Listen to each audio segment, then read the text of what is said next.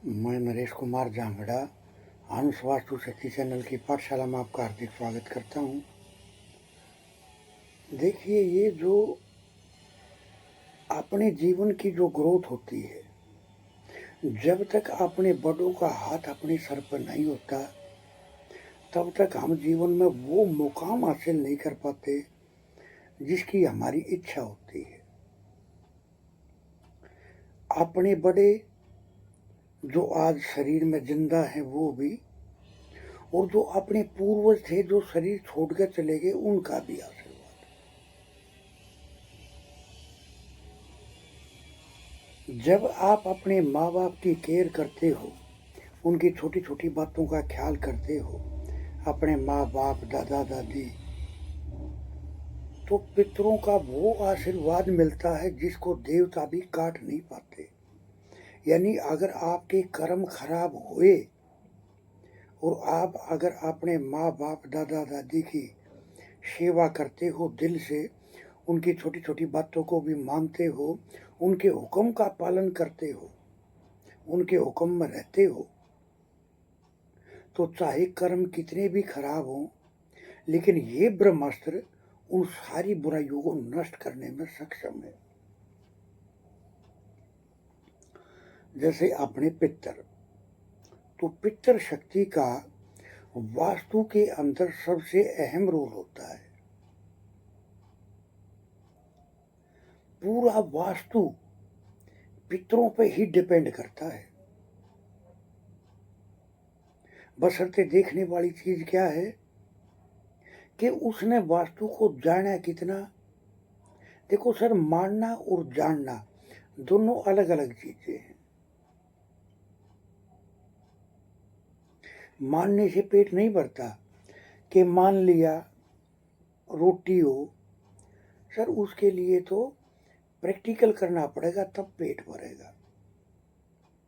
तो जो अपनी पितर शक्ति होती है, इनकी ब्लेसिंग बहुत जरूरी होती है, और मैं अपनी बहुत सारी वीडियो में इसका उपाय जरूर देकर चलता हूँ, क्योंकि कोई लोग हमारे से जुड़ पाते हैं, नहीं जुड़ पाते हैं, समय के अभाव के कारण या पैसे के अभाव के कारण या अपने मन के लालच के कारण, तो मैं उनको पितरों का उपाय जरूर बताता हूँ अपनी वीडियो में, कि जिससे उनको भी पता चले कि अपने शास्त्रों में कितना ज्ञान छुपा हुआ है। पितृ दोष, सर पितृ दोष अपने मकान में स्थायी रूप से अनेकों तरह से बन जाते हैं, जो परमानेंट पितृ दोष में परिवर्तित हो जाते हैं।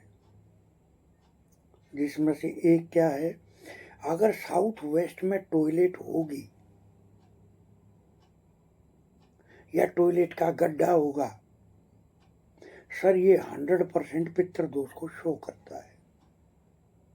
जो इस विद्या के जानने वाले हैं, जिनको ज्ञान है डीपली, वो तुरंत बता देगा कि इस घर में परमानेंट पितृ दोष है। देखो, पितृ दोष जन्म कैसे लेता है, ये ऐसा नहीं है कि आपने आज कोई गलती कर दी आज ही पितृ दोष बन गया। नहीं सर, ये तो जाने अनजाने हमसे या हमारे बड़ों से जो जो गलतियों का पिटारा होता गया, पिटारा बढ़ता गया, जो जो गलतियां हुई, जाने अनजाने जो भी कर्म हुए या जो भी कुकर्म हुए, उनसे ये घटित होना शुरू हो जाता है, और ये पीढ़ी दर पीढ़ी चलता है। परिवार में ये शो कैसे होता है, उस मकान से दवाइयां कभी निकलती ही नहीं, दवाइयों का सिलसिला निरंतर चलता रहता है। परिवार में मिलाप नहीं होता, विचारों का खंडन होता है, लड़ाई झगड़े कभी खत्म नहीं होते इनके, कोई बात भी नहीं फिर भी झगड़ा। और खासकर जब भी कोई मांगलिक कार्य होगा तो झगड़ा होगा ही होगा। क्यों? क्योंकि मांगलिक कार्य को सिर्फ दो ही दिशाएं बताती हैं, या तो एसी या साउथ वेस्ट। साउथ वेस्ट मतलब पितरों का एरिया। जब अपने पराये होने लग जाए और पराये अपने होने लग जाए तो समझ जाना चाहिए कि हमारे घर में पितृदोष लागू हो गया है। हमारे घर में पितृदोष लागू हो गया है। या दूसरे गलत गाइड करेंगे, या जो दो फाड़ करने वाली बात करे। आपको कैसे पकड़ना है इनकी बातों से कि इस पे पितृदोष है, वो बंदा सलाह ही ऐसी देगा जिसके घर पे पितृदोष होगा कि दो फाड़ करने वाली, लालची स्वभाव का बना देती है। बीमारियों पर चाहे कितना ही खर्च हो जाओ, लेकिन स्वभाव लालची होता है। लालचपन और भी कई जगह से मिलता है देखने को, लेकिन यहाँ लालचपन कैसा होगा, जो एक सुख होता है उसको ना लेकर ये कठोर मेहनत करते हैं, दिन रात पैसा कमाते हैं, लेकिन इनके पैसे का उपयोग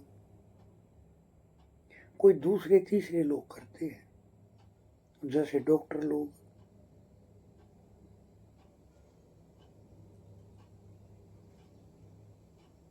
ये चैन की सांस नहीं ले पाते,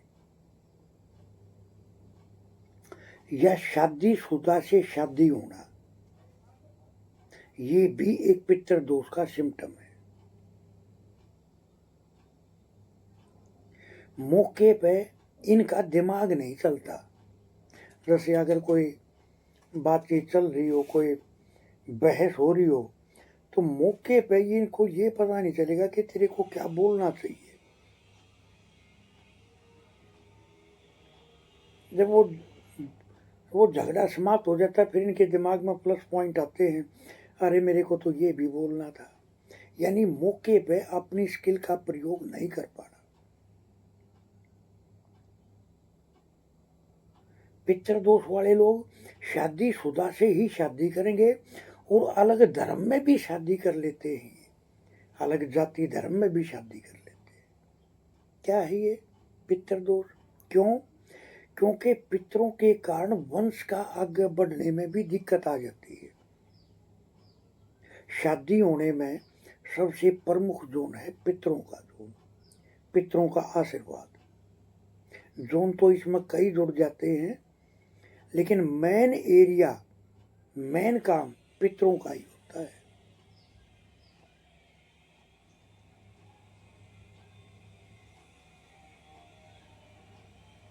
संतान कहने में नहीं होती,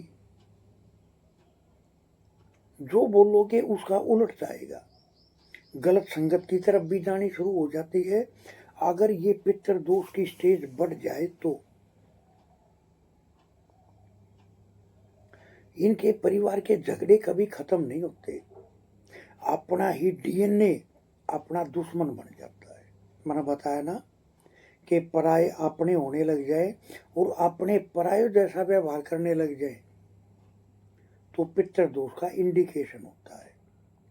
स्टेबिलिटी इनकी लाइफ, देखो पितृदोष कई प्रकार के होते हैं। कोई पैसे से दुखी,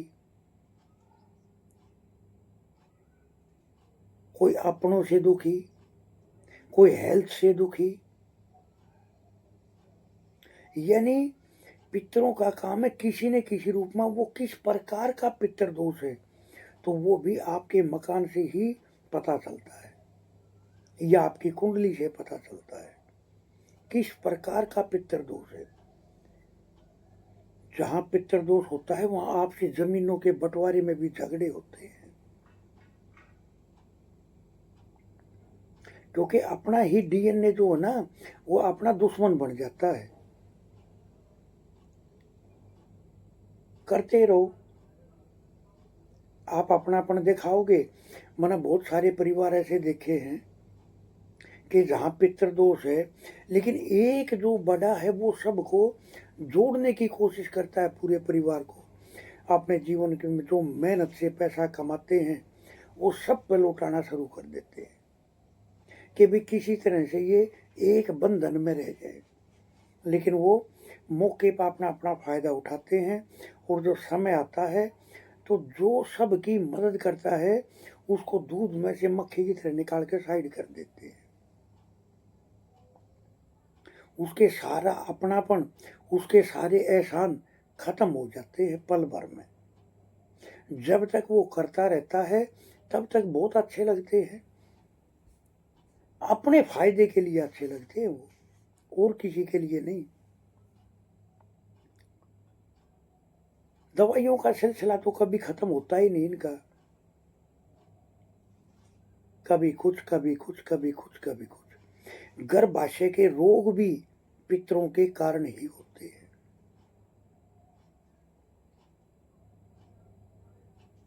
कई बार तो नौबत यहाँ तक आ जाती है कि औरत का गर्भाशय निकालना पड़ता है। सेक्स ऑर्गन, क्योंकि वंश आगे बढ़ना है ना, तो सेक्स को लेके भी दिक्कत, तब तो गलत रास्ते पे निकलेंगे।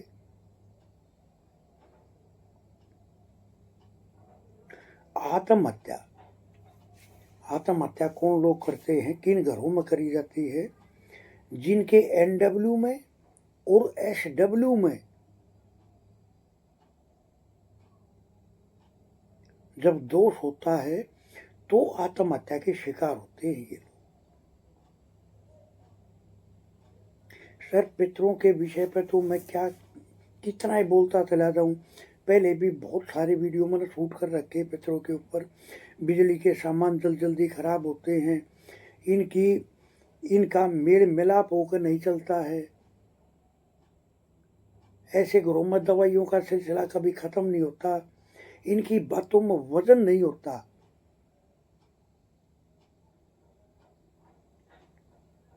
तो इसका उपाय देखिए सर, मैं ये कहूँगा जिसके यहाँ भी पितर दोष है तो W1 पे तो दाल चावल रखने ही रखने हैं।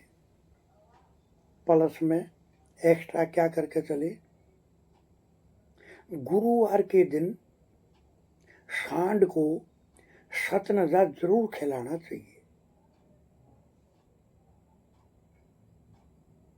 गुरुवार के दिन सांड को सतनजा जरूर खिलाना चाहिए।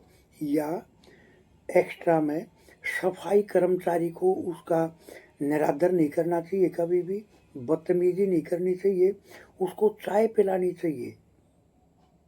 अगर गर्मी का टाइम है तो जो ब्लैक वाली आती है वो कोका कोला वो पिलानी चाहिए। तो कहीं ना कहीं पितरों का आशीर्वाद मिलना शुरू हो जाता। यानी कहने का भाव क्या है कि सत्कर्म करने से पितर उसे समस्त ऐश्वर्य प्रदान करते हैं। किसी की सेवा करनी, किसी की मदद करनी, किसी के दर्द को अपना दर्द समझना, ये सेवा ही तो है। तो सत्कर्म करने से पितर हमें जीवन में समस्त ऐश्वर्य, जमीन गाड़ी वाहन समस्त सुख प्रदान करते हैं। अब जो भी मैंने सिम्टम बताए कि शादीशुदा से शादी होना या अलग जाति या धर्म में शादी होना,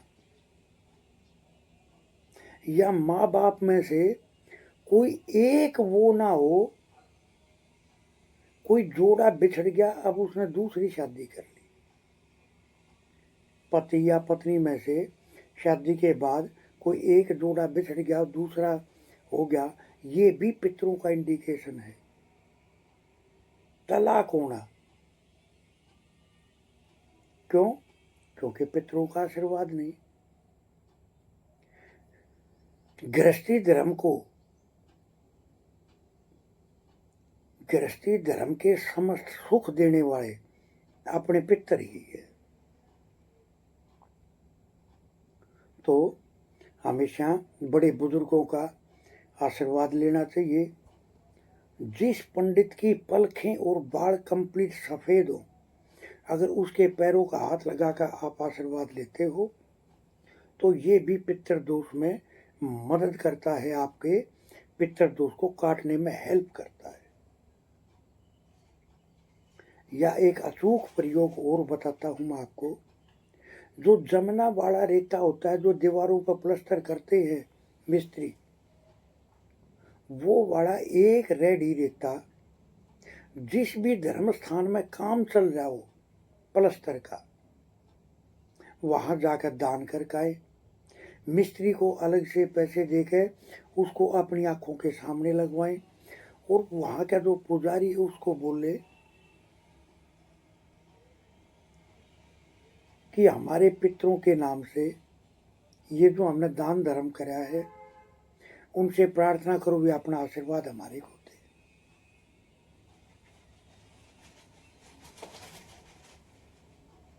तो सब कुछ क्लियर आपको नजर आता है, क्लियरिटी होती है। किसी भी चीज की गहराई में जाना, क्लियरिटी का मतलब किसी भी चीज को डिकोड कर देना, उसकी गहराई तक चले जाना, यही तो स्किल है ना। तो सत्कर्म करने से ये हमारे अंदर डेवलप होनी शुरू हो जाती है। तो खैर, पितरों के लिए और भी मेरे पिछले वीडियो देखोगे तो मैंने बहुत कुछ बोला है। और ये पितृ दोष कोई एक दिन में नहीं बनता है। परदादा ने कुछ गलतियां की, फिर दादा ने की, फिर पिताजी ने की, फिर हमारे से भी जाने अनजाने होगी, तो ये बुराई का पिटारा बढ़ता ही चला जाता है। तो एक बार तो जीवन में जरूर हमें इसकी बड़ी पूजा जरूर करानी चाहिए। क्योंकि जब वो आपको आपका शरीर देकर जाते हैं, अपनी प्रॉपर्टी देकर जाते हैं, जब कोई दादा परदादा पिताजी गुजरते हैं, तो क्या आपको जाना पड़ता है कि ये ज़मीन मेरे नाम कर दो?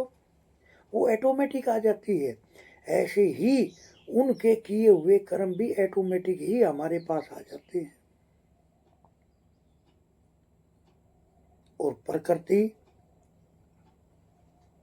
अगर आप सत्कर्म करते हो, ये पूजा करते हो, कराते हो, तो ये जो बुराई का पिटारा है ये खाली हो जाता है, नए सिरे से जीवन आगे बढ़ता है।